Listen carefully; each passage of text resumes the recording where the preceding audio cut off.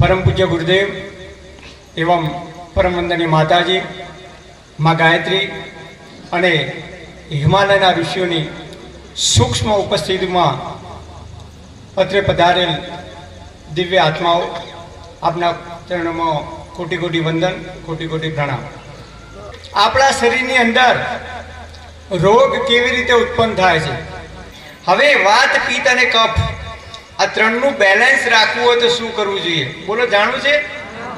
Time थाय मने कहेजो એટલે આપણે બંધ કરીને ઘેર જતા રહીએ। આ તમારે પાછા એમ કે આ ભાઈ તોથી બોલાય કૈલાસભાઈને મુકતા જ નહીં, તો ટાઈમ થાય મને કહેજો, ઈશારો કરજો એટલે હું અહીંયાથી આપણી વાત છે સમાપ્ત કરી દઈશ આગળ। તો વાત પિત્ત અને કફનું ઇનબેલેન્સ ક્યાં થાય છે? જુઓ, હવે આપણે તમે હું આપણે ક્યાં ક્યાં ભૂલો કરીએ છીએ રોજિંદા જીવનની અંદર, આપણી રહેણી કહેણીમાં, આપણી ખાણીપીણીમાં, આપણી દિનચર્યામાં આપણે કઈ કઈ જગ્યાએ ભૂલો કરીએ છીએ। આયુર્વેદમાં જે બતાવ્યું છે એ બતાવું હું, તમે યાદ રાખજો આપણે કઈ કઈ જગ્યાએ ભૂલો કરીએ છીએ। નંબર 1, કેટલું ખાવું? બોલો ભાઈ, ખબર છે કોઈને કેટલું ખાવું જોઈએ?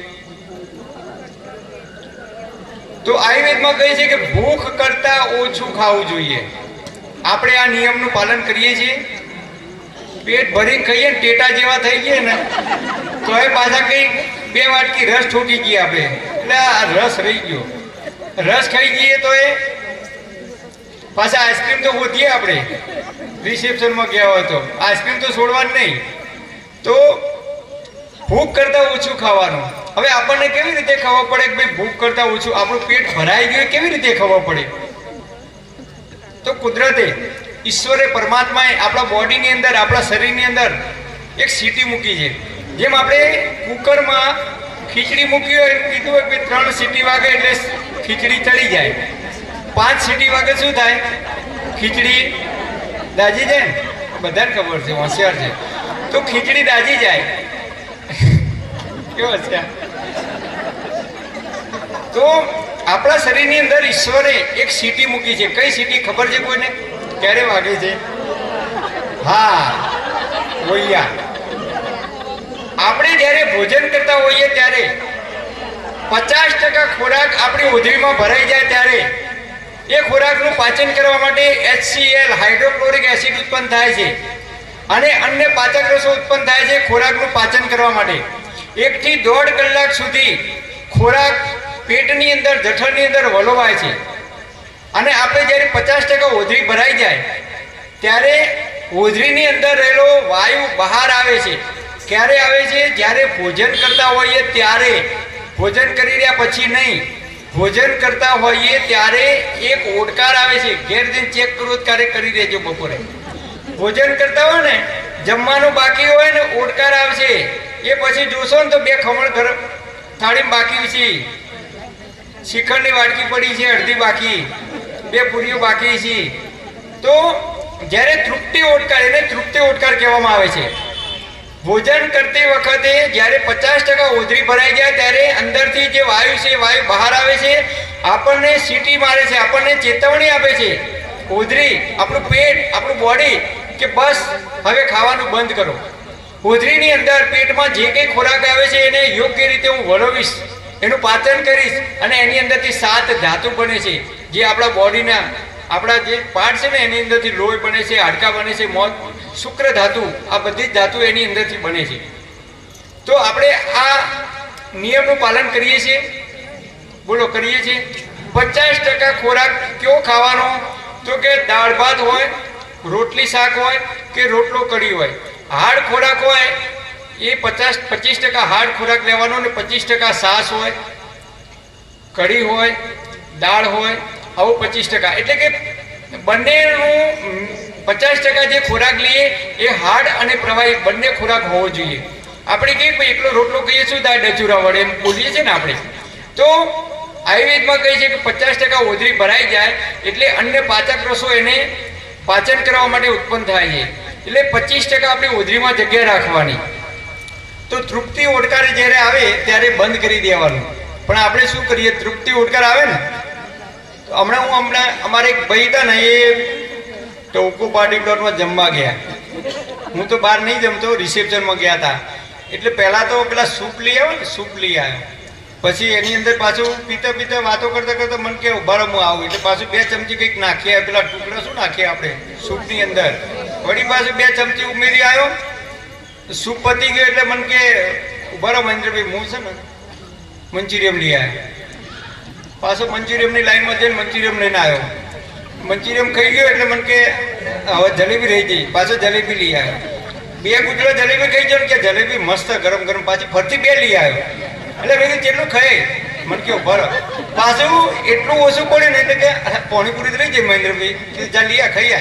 પાછો પાણીપુરી લઈ આવ્યો. હું નહીં ખાતો, એ બધું ખાતો હતો. પછી આટલું ખાઈ ગયો, પેટ ટેટા જેવું થઈ ગયું. મેં કીધું હવે ઘેર જઈશું. મને કે થાળી લેવાનું બાકી છે. એટલે કીધું જેટલું ખાઈ 95 કિલો વજન છે. 2 ગોળી રોજ ગળા, એક થાઇરોઇડ ને એક બીપી ની ગોળી ગળા ભાઈ રોજ. હું રોજ એને સલાહ આપું મફતમાં. એ એટલું ખાઈ ગયો ને પછી શું કર્યું, મને કે અરે લાઈટ ઢોકળો તો રહી ગયા. પાછો ઢોકળો લઈ આવ્યો ડીશ. અરે ઢોકળો બાજુ પેલા ગોટા કંઈક રાજસ્થાન કંઈક કેવા કાઠિયાવાડી કોઈ ગોટા હતા. તે પાછો ગોટા લઈ આવ્યો 4-5. મને કે ગોટા મસ્ત છે ખાવ. એક મને કે થોડો ચાખો. મેં કીધું ભાઈ હું તો નહીં ખાતો બહારની કોઈ વસ્તુ. પછી આટલું ખાઈ રહ્યા ને પછી હું કે ખબર હવે ડીશ લઈ લો. એ કીધું લે આ પેટ પારકું, ખાવાનું પારકું હોય, ખાવાનું પારકું. કીધું પેટ તારું હોય, માપો રાખ, રોગ થશે. કે કશું ન થાય મહેન્દ્રભાઈ. આ બધું પછી ડીશ લઈ આવ્યો. ડીશ લઈને બરાબર ટેટા જેવો થઈ ગયો ને પછી કે રસ તો રહી ગયો બરાબર. 2 વાટકી રસ પીતો આવું. રસ પીને પછી સાસ પીવા જો ને એટલે પાછો 2 ગ્લાસ સાસ પી ગયો. મને કે પચી જાય ને અંદર. મેં કે જગ્યા નહીં ડફોડતો. મારે નતું બોલવું તો બોલવું પડે એના. મેં કીધું જગ્યા નહીં પેટમાં, તું ક્યાં નાખે, તું તને તકલીફ થશે. પછી મેં કીધું હવે હેડો આપણે ચોલો કરી રહ્યા. તો કે ના આઈસ્ક્રીમ રહી ગયો. આ જો આઈસ્ક્રીમ ખાવા ઉભો રાખ્યો મને. મને કે ઉભા રહો આઈસ્ક્રીમ ખાઈ લો. મેં કીધું હવે નીકળ્યો, મોડું થયું. મને કે પોન રહી ગયું ખાવાનું. હા જો પોનની પેલી ચમચી ભરીને પોન ખાઈ આવ્યો. તમે વિચારો, આપણે આપણી હોજરી ઉપર બળાત્કાર કરીએ છીએ, આપણા પેટ ઉપર બળાત્કાર કરીએ છીએ. આપણું શરીર, આપણું બોડી આયુર્વેદમાં કહે છે કે 50% તમે ખાવાનું રાખશો ને, જિંદગીમાં કદી તમારા પેટમાં ગેસ નહીં થાય, કદી એસિડિટી નહીં થાય. આ આયુર્વેદમાં કહેલી વાત છે. 50% ખોરાક ખાવાનો. કેટલો ખાવાનો? 50%. 25% પાચક રસો ઉત્પન્ન થાય. 25% જગ્યા રાખવાની. કેમ જગ્યા રાખવાની? તો આપણે ઘેર ગોળી હોય ને, દહીં વલોવું હોય ને, ગોળી ફૂલ ભરી દઈએ તો વલોવાય ના, જગ્યા રાખવી પડે ને. હા, આપણે મોઢાની અંદર પાણી ભરીને કોગળા કરવા હોય તો ફૂલ પાણી ભરી દઈએ તો કોગળા થાય. જગ્યા રાખવી પડે ને તો જ કોગળા થાય ને. અને આપણે આ પેટ, આ જે ગોળી છે ને બરાબર ટેટા જેવી ભરી દઈએ તો પછી એમાં વલોવાનું ક્યાંથી? આયુર્વેદમાં કહે છે કે આપણે ખોરાક ખાઈએ ત્યારે 1 થી 1.5 કલાક સુધી, જેની પાચન ક્રિયા મંદ છે એને 1.5 કલાક જેટલો સમય લાગે છે. જેની પાચન ક્રિયા ખૂબ એક્ટિવ છે, અગ્નિ ખૂબ પ્રદીપ્ત છે, એની જઠરની અંદર 1 કલાક જેટલો ખોરાક વલોવાય છે. અને ખોરાક વલોવ્યા પછી એ ખોરાક નાના આંતરડામાં જાય છે. ત્યાં એનું પાચન થવાની શરૂઆત થાય છે. નાનું આંતરડું 21 ફૂટ લાંબુ છે. બોલો ભગવાને કેવી રીતે ફિટ કર્યું છે 21 ફૂટ લાંબુ આંતરડું? કોઈક દિવસ વિચાર તો કરો, કેટલી અદ્ભુત કુદરતે રચના કરી છે. અને પછી નાના આંતરડામાંથી મોટા આંતરડામાં જાય છે. મોટા આંતરડામાં જેવું બન્યું હોય એવું એ શોષી લે છે. એટલે પહેલો નિયમ છે આયુર્વેદનો, ભૂખ કરતાં ઓછું ખાવાનું. બોલો ખાશો કાલથી? હા ભાઈ મરી જવાય. કેવું થાય? ભૂખ કરતાં ઓછું ખાશો તો જિંદગીમાં ક્યારેય પેટમાં ગેસ નહીં થાય, એસિડિટી નહીં થાય. ભૂખ કરતાં ઓછું ખાવાનું. હવે નિયમ નંબર 2, ક્યારે ખાવું? પરમ પૂજ્ય ગુરુદેવે આ બોલાવ્યું. હું જે કંઈ બોલ્યો એ ઋષિઓના વિચારો હતા, તમારા સુધી પહોંચાડવાનો પ્રયત્ન કર્યો. એમાં જે કંઈ ક્યાંક તમને દુઃખ લાગ્યું હોય કે ખોટા શબ્દોનો ઉપયોગ થઈ ગયો હોય તો એ માફ કરજો. એ મારા પોતાના હતા. તમારો નાનો ભાઈ કે આપનો દીકરો સમજી મને ક્ષમા કરજો. પરમપિતા પરમાત્મા આપ સર્વેને તંદુરસ્ત અને નિરોગી રાખે એવી હૃદયપૂર્વક મારી પ્રાર્થના. Thanks for watching my video. Thank you.